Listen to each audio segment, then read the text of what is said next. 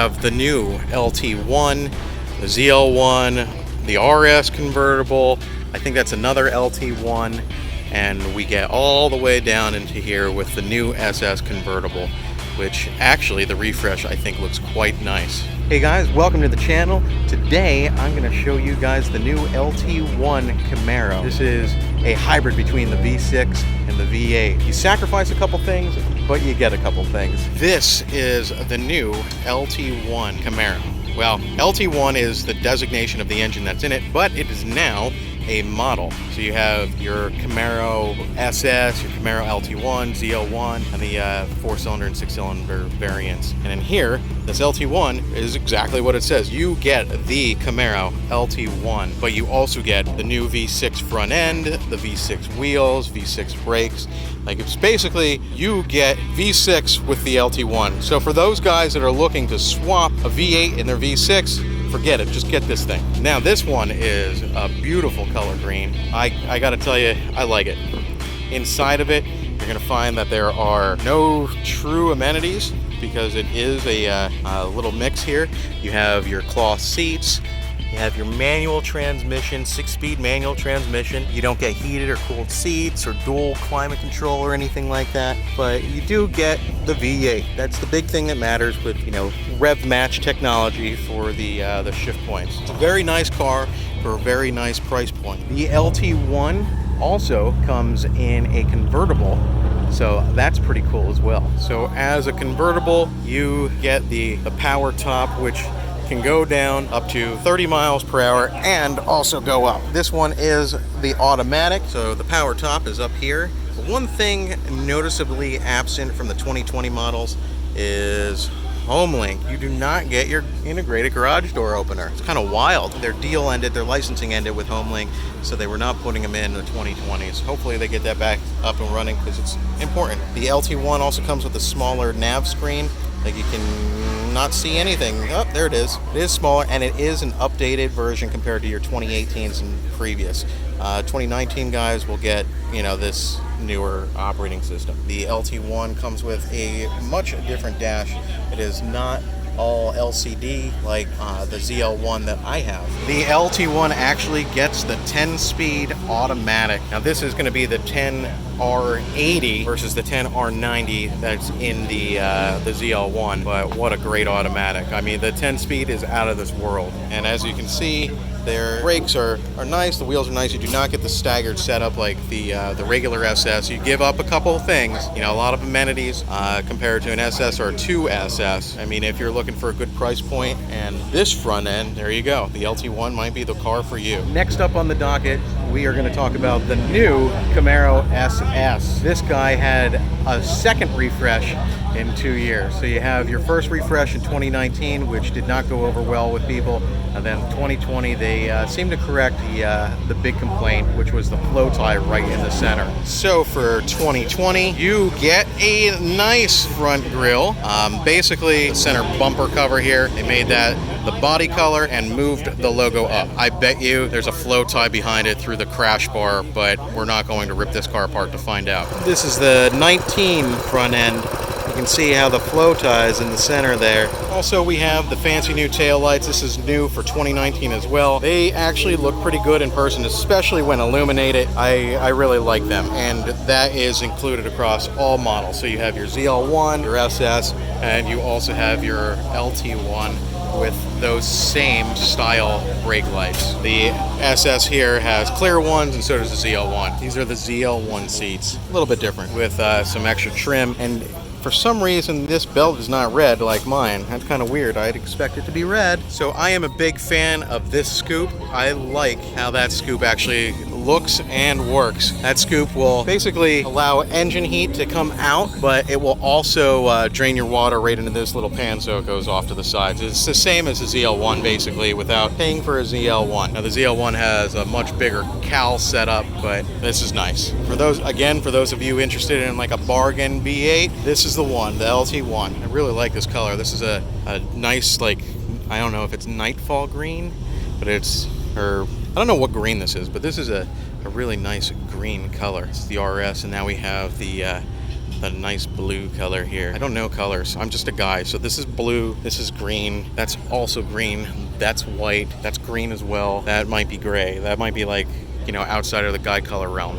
So from the older system, the older infotainment system, one of the first things that you're going to notice is that the font is different. As it clicks in, font is different, the gauges are different compared to the newer stuff. And the Chevy MyLink, which, oh, I still have this. I'm going to pull it off. You guys just saw the unveiling. I finally pulled it off. The system is a little bit, I mean, it's not bad. I kind of like how this stuff works.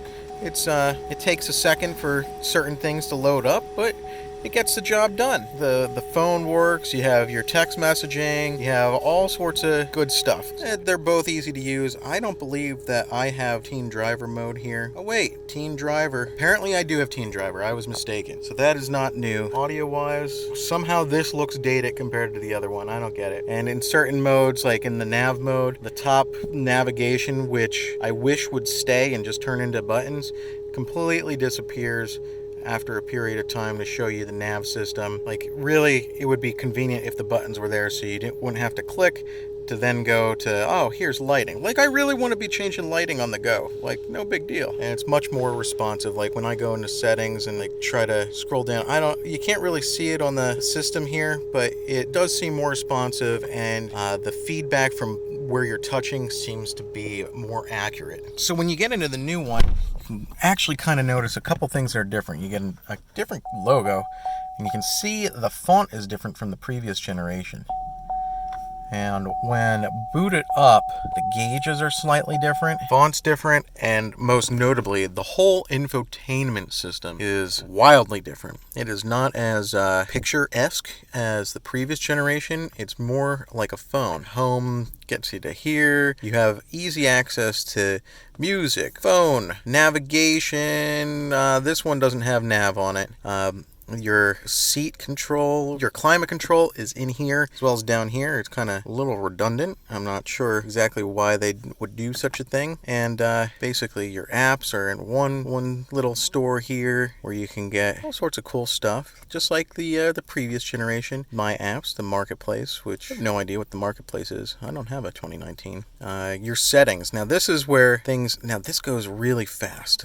One of the things that I can tell you about this is that the system here works very fast. It is very responsive, and the settings are kind of separated. Driving mode, you can do everything that you want there. The climate and air quality. When you have your cooled seats on, it can remember that you had your cooled seats on. That's different than what we have in the 2018s. You got your teen driver, which will basically tell you how fast your kids are going, all sorts of shit. Give them a report card. And then, yeah, that's it. And customize for different users. So the system here is much more responsive than the previous generation, and this is what's on the 2020 as well. The lighting, you can control with the infotainment system, lighting, and you can actually command what color you want. I want red, or these are the palettes here for the lighting.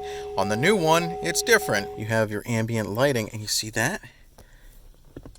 You have different colors, and you can change the colors and have two tones. Really kind of nifty. You can have that two-tone deal going on. Let's see if we can make one that's like really kind of noticeably different. I think that's pretty cool that you can have such a difference. You can turn it all off. Away it goes. We'll turn it back on. I'm going to link that to drive mode. And then demo mode basically does its normal stuff. The big difference here for the lighting, you can have a lot of different stuff.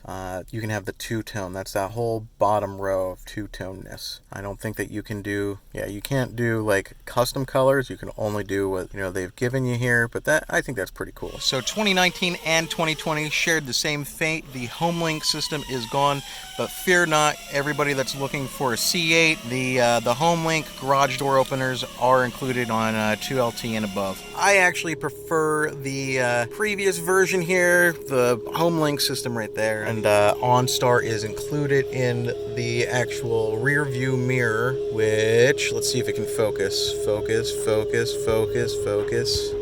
not focus. Focus on my finger, mother. There it is. It almost did. There it is. Focus on my finger. You can see that OnStar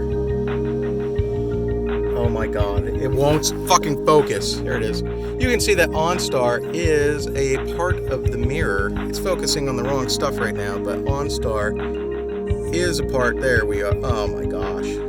My fucking... Okay. You can see that OnStar is a part of the mirror. So guys, I hope you enjoyed this video about the new Camaro V8s out there. This is at Camaro Fest, where Chevrolet set up to show off their new 2020s. I hope you enjoyed it. We're going to go back to racing and see it on our other video. Have a good one, guys.